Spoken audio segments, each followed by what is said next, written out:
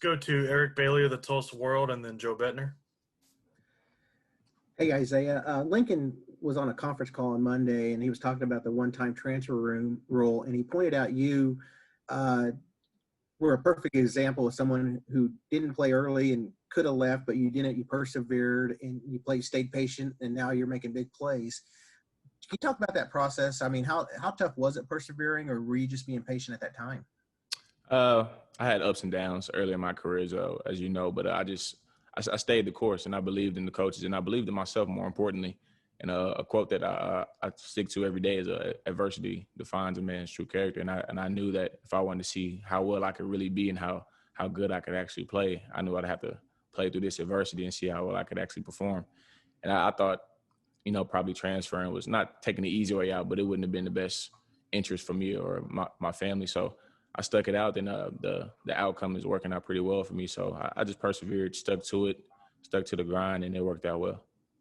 One more quick question. You were the first Memorial High School player recruited to OU and signed with OU since Randy Hughes in the 70s. Yeah. I mean, to represent Memorial High School, Tulsa Public Schools, the city of Tulsa. It means a lot because I know at my high school in particular, a lot of student athletes that play football don't believe that you can go Division I at Tulsa Memorial. They think that you'd probably have to play basketball or something like that to make it to a Division I school. But, I'm a walking example that if you believe in yourself and you apply the work and, put yourself out there and you just put your best foot forward, you could end up at a school like this or, at any Division I program. So it means a lot to me, giving kids or students hope back home and representing the city and having them look up to me and making them push that much harder to see what I'm doing and that someday they could be out here too. Thanks, Isaiah.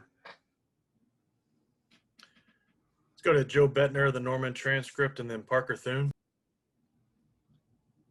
Isaiah, playing against a lot of the offensive guys that are kind of stepping into starting roles this year, like Spencer, Austin Stogner, what's it like from a defensive player standpoint to see how they've improved from last year to this year? It's really impressive to see these players step up the way that they have. But I'm not surprised by it at all because you had Spencer. He was behind a great quarterback in Jalen Hurts on what Jalen has done throughout his illustrious college career, as we all know. Then you had Stogner behind other big time players. Like he got to watch Grant Calcaterra. And even before he got here, he got to see players like Mark Andrews. So I knew that the coaches we have and that the development that Coach Riley is able to have throughout his offensive players, I wasn't surprised at all. But although it's very impressive to see how they stepped up, especially in that last game, it's great to see. And we definitely needed it.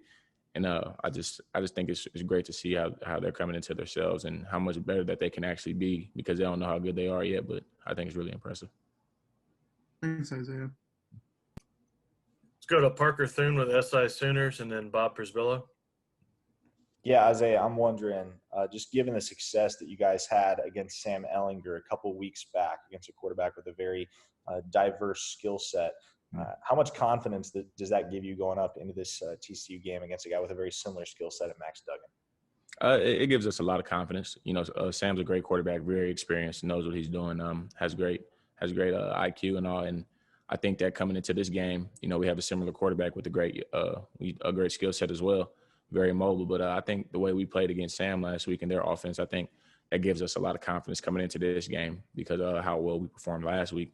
And if we just come out with the same determination and in the same mindset as we did going into the Cotton Bowl, we can have a great outcome in this game as well and possibly a lot better because we left some plays out there.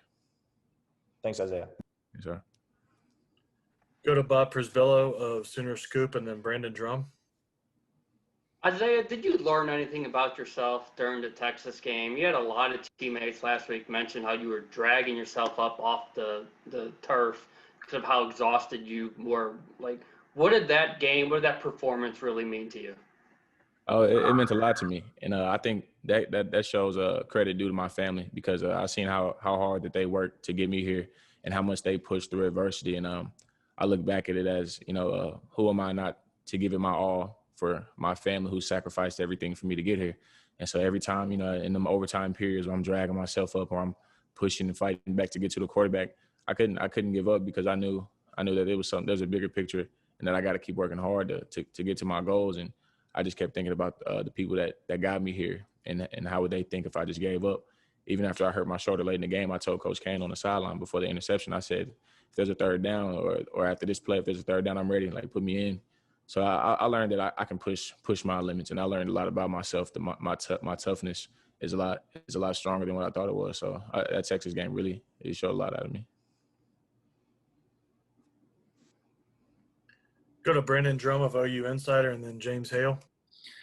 Yeah, kind of to piggyback off that, what do you think you guys learned as a team going through the loss to K-State was so close, the loss to Iowa State was so close, and then you guys somehow find yourselves in a dogfight once again with Texas after being up by so much and pull through it, 4 overtimes, but you pulled through it.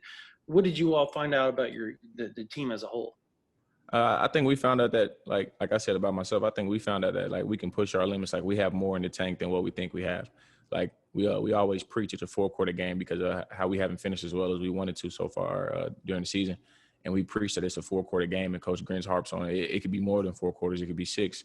And this game, it just happened. That last game, it just happened to be 8. And to see the players still perform at their best, like late in the game, like Trey Brown still out there pushing and getting that late interception, it shows that we have a lot more in the tank than what we have, so we can push even harder during those first 4 quarters to possibly, end it in those in regulation. But if not, we'll do what we need to do to end it in the overtime periods. But I think we learned as a team that we have a lot left in the tank.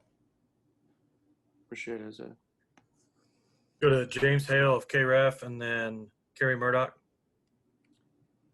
Hey, Isaiah, you're playing a quarterback that can run. You mentioned, getting ready for the TCU QB, similar to Sam, but in your position, playing a guy that can, the RPO, can run and pass. How difficult is that for you? And I'm curious, you ran track in high school. You were on your team's, your school's 4x400 and 100 relay team. How much has that helped you at your position in college, if any at all?